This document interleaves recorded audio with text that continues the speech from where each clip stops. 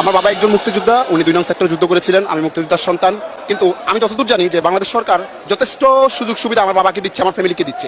বাবা প্রতি মাসে ২০,০০০ টাকা ভাতা পাচ্ছে। এটাও একজন সরকারি চাকরিজীবীর বেতনের চাইতে কোনো অংশে কম না।